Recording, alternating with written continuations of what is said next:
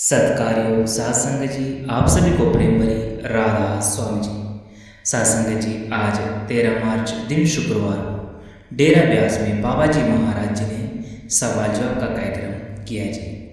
सात्संग जी, सवाल जवाब सेशन में हजूर महाराज जी भी बाबा जी महाराज जी के साथ स्टेज पर विराजमान थे जी। सात्संग जी, पिछले हफ्ते हमने देखा था कि सवाल जवाब लगातार बाबा जी ही कर रहे हैं। पिछले शुक्रवार और शनिवार को दिल्ली के भाटी सेंटर में भी बाबा जी महाराज जी ने ही सवाल जवाब का सेशन किया था जी। फिर अगले मंगलवार को मुंबई में भी बाबा जी महाराज जी ने ही सवाल जवाब का सेशन रखा जी। और आज फिर संगत यह मौका पाकर बहुत ही प्रसन्न हुई कि बाबा जी आज डेरा ब्यास में सवाल जवाब का सेशन कर रहे हैं जी। सात्संग जी, तो चलिए हम चलते हैं सवाल जवाब की। सत्कार्यों सात्संग जी, सबसे पहला सवाल एक बहन ने पूछा। उन्होंने कहा, बाबा जी मेरे 2 पुत्र हैं। मेरा छोटा पुत्र मुझे बहुत परेशान करता है, उसे बहुत क्रोध आता है। पढ़ाई करने को कहती हूँ तो पढ़ता नहीं। अगर परमात्मा का नाम लेने के लिए कहूँ या समझाऊँ तो भी वह मेरी नहीं सुनता। और बाबा जी वो सारा दिन मोबाइल फ़ोन में लगा बैठता है। मुझे अब समझ नहीं आता कि मैं क्या करूं। सात्संग जी, बाबा जी महाराज जी ने बहुत ही सरलता से समझाया, बेटा जी बच्चों को बिगाड़ने में कहीं ना कहीं पेरेंट्स का ही हाथ होता है। यह अगर बच्चे इस तरह से कर रहे हैं तो इसके जिम्मेदार भी हम ही हैं। सबसे पहले हमें सोचना चाहिए कि हमने उन्हें इतना छोटा होने पर मोबाइल फ़ोन क्यों दे दिया। फिर बाबा जी महाराज जी ने बताया, कई देशों में तो ऐसा कानून भी बना दिया गया है कि 16 वर्ष से पहले बच्चे को सेल फोन नहीं दिया जाता। हमने अगर उन्हें बिगाड़ा है तो अब उन्हें संभालने की जिम्मेवारी भी हमारी ही बनती है। सात्संग जी, बाबा जी महाराज जी की ये बात सुनकर बिल्कुल हमें इस ओर आगे बढ़ना चाहिए कि हमें अगर घर में कोई छोटे बच्चे हैं तो उन्हें सेल फोन नहीं देना चाहिए। सात्संग जी, बाबा जी महाराज जी यह जो बात कह रहे हैं यह सच भी है, क्योंकि ऑस्ट्रेलिया में एक ऐसा कानून बन चुका है जहां 16 साल से कम बच्चों के हाथ में मोबाइल नहीं दिया जाता और उस पर पाबंदी भी है। फिर वही बहन एक और सवाल कहने लगी, बाबा जी कई बार मेरा बेटा गलती नहीं करता फिर भी लोग उसी को दोष दे देते हैं। हर बात का कसूर उसी के सिर मढ़ देते हैं। इस स्थिति में हमें क्या करना चाहिए। महाराज जी ने बहुत ही प्रेम प्यार से समझाते हुए फरमाया, बाबा जी कहते हैं बेटा दुनिया का स्वभाव है बोलते रहना, लोग कुछ ना कुछ कहते ही रहते हैं। जब बच्चा शांत अवस्था में हो तो उसे प्यार से समझाओ कि दुनिया की बातों पर ध्यान नहीं देना चाहिए, हमें वही काम करना चाहिए जो हमारे लिए सही है। सात्संग जी, बाबा जी ने आगे समझाया कि अगर हम आज मेहनत करेंगे तो भविष्य में किसी के सामने हाथ फैलाने की ज़रूरत नहीं पड़ेगी। इसलिए हमें अपने काम पर ध्यान देना चाहिए और अपनी जिम्मेवारी खुद निभानी चाहिए। बच्चे को भी यही बात प्यार और प्रेम से समझाने की कोशिश करें ताकि वह आगे चलकर एक सही निर्णय ले सके। फिर किसी ने पूछा, बाबा जी मैंने नाम की दया तो ले ली लेकिन मैं रोज नियमित रूप से सिमरन पर नहीं बैठ पाता। कई बार कोशिश करता हूँ पर नियम से भजन बंदगी नहीं होती। बाबा जी ने बहुत ही प्यार से समझाते हुए फरमाया कि बेटा हर काम की शुरुआत में हमें आदत डालनी पड़ती है। शुरुआत में कोई भी काम आसानी से नहीं होता। जब हम किसी नई की चीज़ को शुरुआत करते हैं, कोई नई शुरुआत करते हैं तो कठिनाई हमें ज़रूर महसूस होती है। आप जी ने उदाहरण के माध्यम से समझाया कि देखो जैसे जब कोई बच्चा पहली कक्षा में जाता है तो उसे लगता है कि पढ़ाई बड़ी मुश्किल है, लेकिन देखो वह धीरे धीरे जैसे जैसे पढ़ता जाता है वह पढ़ाई उसे आसान लगने लग जाती है।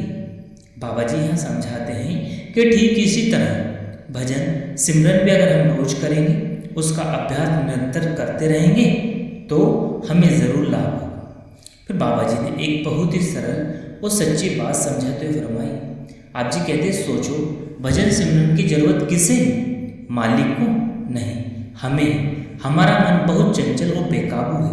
अगर हम इस संभालेंगे नहीं तो परेशानी और भी बढ़ती जाएगी। यहाँ सुनकर वह भाई ने विनम्रता से कहा, बाबा जी मुझसे गलती हो जाती है, आप जी मुझे माफ़ करके दया मेहर करना। सत्संग जी, बाबा जी ने जवाब दिया, बेटा माफ़ी हमें खुद को देनी चाहिए। अगर हम अच्छे कर्म करेंगे तो उसका परिणाम भी हमें अच्छा मिलेगा, लेकिन अगर गलत कर्म करेंगे तो उसका हिसाब किताब भी हमें ही देना पड़ेगा। इसलिए हर काम सोच समझ कर करना है। अगला सवाल किसी ने भजन सिमरन के ऊपर पूछा।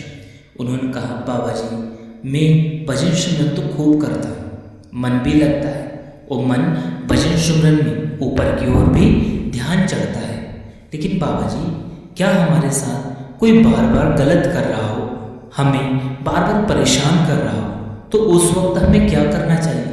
उसे उलटकर जवाब देना चाहिए या फिर शांत होकर चुप रहना चाहिए?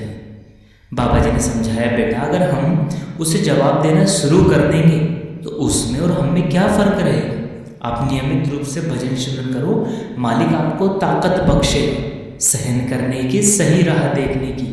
धीरे धीरे आप देखेंगी कि अगर आप उसको जवाब नहीं देंगे तो आप वहाँ रिएक्ट करना बंद हो जाएगा और वहाँ एक दिन ज़रूर सोचेगा कि गलती उसी की है। तो आप शांत रहिए और अपना भजन सिमरन नियमित रूप से करते रहिए। फिर किसी बहन ने अपनी परेशानियां बताते हुए रोते हुए बाबा जी से कहा, बाबा जी जब कोई मुझे ठेस पहुंचाता है, दुख देता है या कुछ बुरा बोल देता है तो मैं जवाब नहीं देती, मैं चुप हो जाती हूँ। लेकिन बाद में वही बात मेरे हृदय में बार बार घूमती रहती है और मुझे अंदर से बेचैन करती रहती है। मैं क्या करूं? बाबा जी ने बड़े मीठे लफ्ज़ों में उन्हें समझाया और कहा, बेटा दुनिया का काम है बोलना, लोग कुछ ना कुछ तो कहते ही रहेंगे, लेकिन बेटा हम पूरी दुनिया को बदल तो नहीं सकते। बाबा जी आगे समझाते हैं कि अगर कोई कुछ कह दे और हम उसे बार बार सोचते रहे, उसे दिल से लगा बैठे, तो दुख भी तो देखो बेटा हमें ही होगा ना। लेकिन अगर हम उन बातों को अनसुना करना सीख जाएं तो उनका असर भी हमारे ऊपर नहीं होगा। बाबा जी ने आगे समझाया कि दुनिया चाहे जो कहे, हमें अपने अंदर इतनी ताकत पैदा करनी चाहिए कि किसी की बात हमारे मन को विचलित ना करे। फिर उस बहन ने परमार्थ को लेकर एक बहुत ही अच्छी बात कही, जिस पर बाबा जी ने समझाते हुए फरमाया। बाबा जी कहते हैं, बेटा परमार्थ अपनी जगह है और स्वार्थ अपनी जगह। बाबा जी कहते हैं कि बेटा दोनों की अपनी अपनी मर्यादाएं, सीमाएं होती है।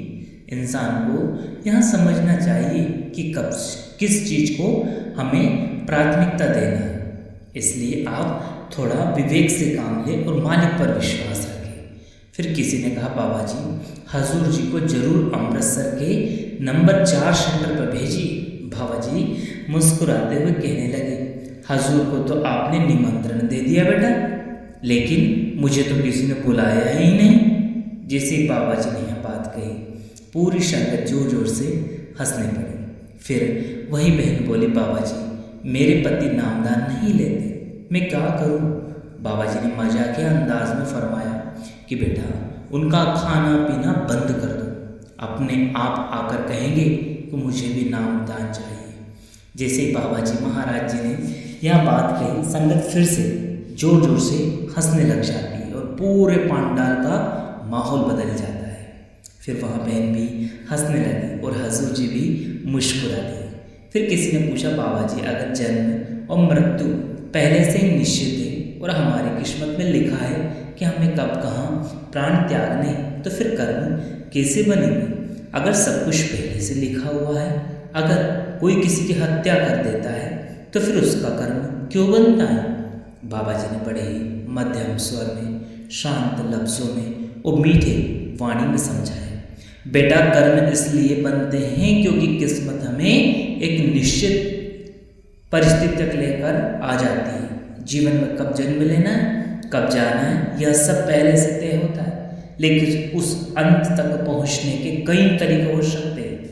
कोई बीमारी के कारण चला जाता है, तो कोई किसी दुर्घटना में चला जाता है, और कोई किसी और कारण से इस संसार को छोड़कर आगे बढ़ जाता है। देखो बेटा, उस परमात्मा ने हमें विवेक की ताकत इसलिए दी है जिससे कि हम अपने कर्मों को करते वक्त विवेक का सहारा ले सकें। ये मनुष्य जीवन कर्म और भोग जोनी है। यह मनुष्य पुराने कर्म भोगने और नए कर्म बनाने आता है।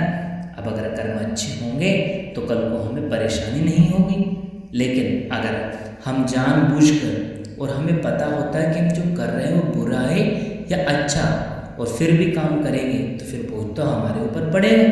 फिर वह व्यक्ति कहने लगा कि लेकिन अगर कोई किसी की जान ले ले तो बाबा जी फिर उसका कर्म क्यों बनता है?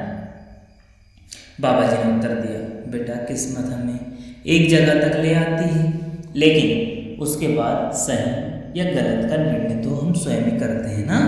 अगर हम गलत रास्ता चुनेंगे तो उसका परिणाम भी हमें भोगना पड़ेगा।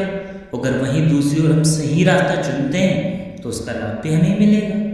इसी बीच बाबा जी ने मजाक के अंदाज में उस बहन से कहा, तुम आखिर किसे मारना चाहती हो?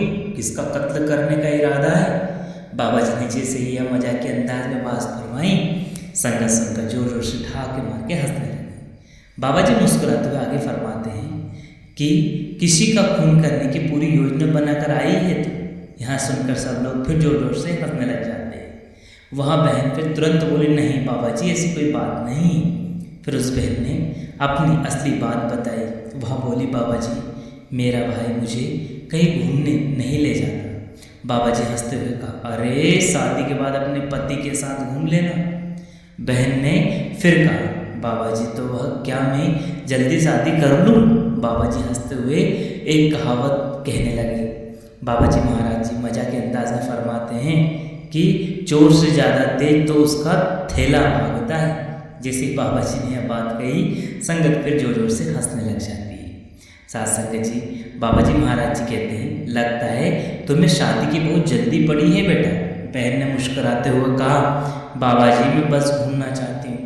बाबा जी बोले, अगर तुम्हारे घर वाले तुम्हें नहीं घुमाते तो क्या करोगी? साथ संगत जी, वहाँ बहन मुस्कुराते हुए जोर जोर से कहने लगी, मैं अपने भाई से भी यही तो कहती हूँ कि अगर मेरे ससुराल वाले मुझे नहीं घुमाएंगे तो तुम मुझे घुमा देना।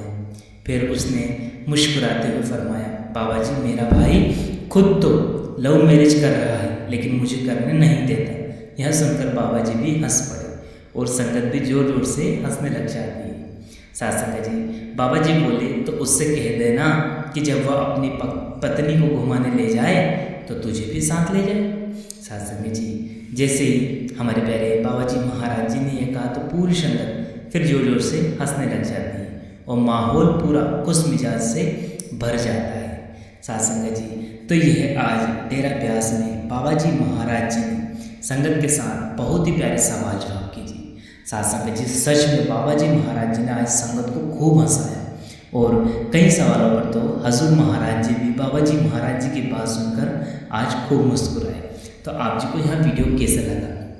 सत्कार्यों के साथ संगत जी, अगर आप जी को यह वीडियो पसंद आया हो और बाबा जी महाराज जी हजूर महाराज जी के ऐसे सवाल जवाब सत्संग अगर आप देखना सुनना पसंद करते हैं तो आप सत्संग स्टूडियो यूट्यूब चैनल को जरूर से सब्सक्राइब कर लो, बेल आइकन को ऑल पे प्रेस कर दें, जिससे कि आपको बाबा जी महाराज जी हजूर महाराज जी की ऐसे ही खूबसूरत और प्यारे प्यारे सवाल जवाब सुनने को मिल सके जी। अंत में आपसे प्रेम भरी राधा स्वामी। शुक्रिया, टेक केयर, धन्यवाद।